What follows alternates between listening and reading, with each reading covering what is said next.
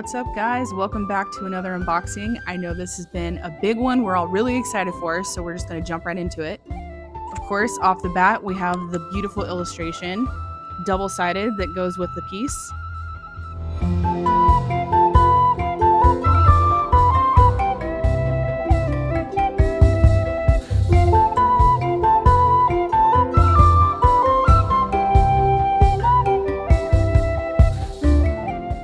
As usual, everything is securely fastened with the Velcro straps and packed really safely and securely. The whole top layer is going to be mostly Link and his parts, and then the layer beneath that is going to be Saria and hers. I'll show you how everything is laid out here shortly.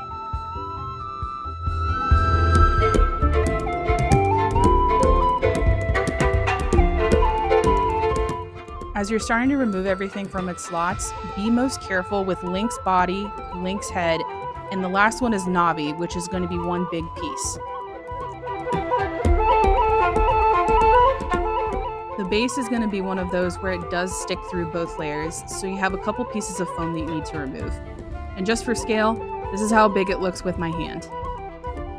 Getting into the bottom layer are the rest of Saria's pieces, like I mentioned before, Link's sword and shield, and then a few other plant effects. Of course, getting into the first big piece is the base. It was a little too heavy for me to hold so you could see everything on the bottom, but there has been so much detail packed into this. The texture on the tree, the texture in the grass, the colors are all very vibrant and meshed so well together, and I can't wait to show what it looks like lit up. Looking around the base and getting an idea for the details, you can also see some notches where the plant effects will go, and of course the two notches for Link and Saria to sit on the stump. Along the side of the base is a really beautiful texture of stone with, of course, Saria's song in detail. There's of course the AC adapter port and on-off switch, which you'll need to make sure you use the cord that comes with it. The last notch on the back of the stump is where Navi will go, and thankfully there's a really strong magnet that will help hold that piece into place.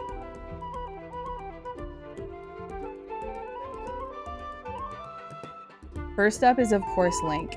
I am insanely impressed with the amount of shading and detail and vibrant colors packed into his little body. They left nothing out. And to make things even more secure, there's magnets where his limbs will attach, and of course a notch in the back for his sword and shield.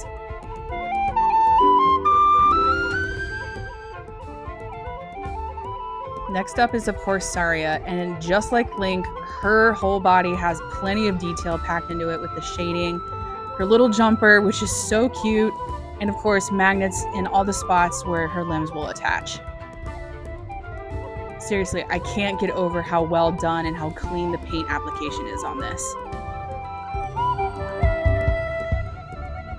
As if that wasn't impressive enough, look at Link's portrait. The details, the fact that his eyelashes are actually a slight extension of resin and not just painted on.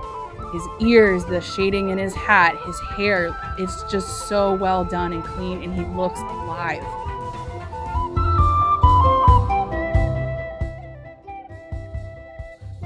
And just like Link, Saria is equally, if not more so, impressive. Her hair has so much dimension to it, her little headband, and of course her cute little face. Honestly, these have to be some of the best portraits I've ever seen on anything Zelda related. And for the first limb, we have the famous Ocarina of Time. The details on this were not missed either. The little gold Triforce, the slight shading on Link's arm. There's a nice strong magnet, like I mentioned before, that attaches in there so you know it's not going to slide out. Like, really, really well done. Once that has been popped into place, his other arm easily slides in and helps hold the ocarina close to his mouth. It might take a little bit of adjusting, but it's pretty easy to do.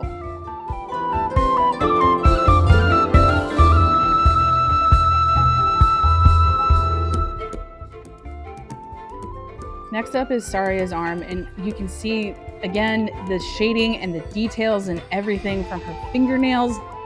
So clean and so well done. And just like the other arms, it also will have a really strong magnet to keep it in place. For her ocarina hand, it is separate, so you'll have to slide that in. But thankfully, that also has another magnet, so you still don't have to worry about it. And the details on this weren't really missed either. It's just so well done.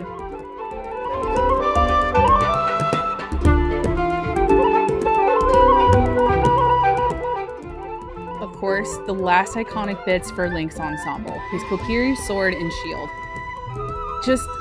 I can't believe the detail on this again. The little ruby in the pommel, the texture in the wood, just the shading on this all over is so well done.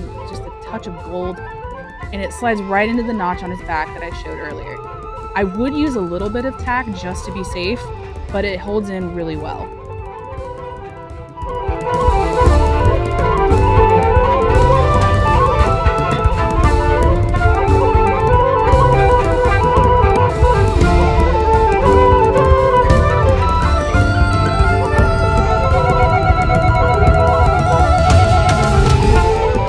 Last but not least are all the little grass and plant effect pieces that will go into the base. The shading on this is very smooth, the transition is clean, and it's really easy to figure out which one goes into which notch.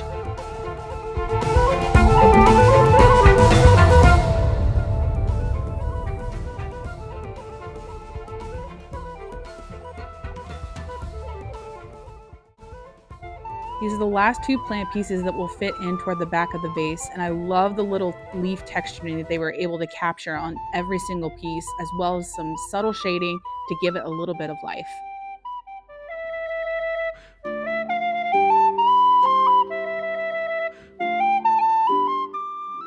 Last but not least is Navi. I'm really impressed they managed to fit everything in one piece, and there's a nice strong magnet that will help hold it into place. Even though she's just a small little orb, the shading and the texturing done is really clean. You get a nice little gradient in her wings. Of course, the sparkling and the trail that she leaves behind, just so well done.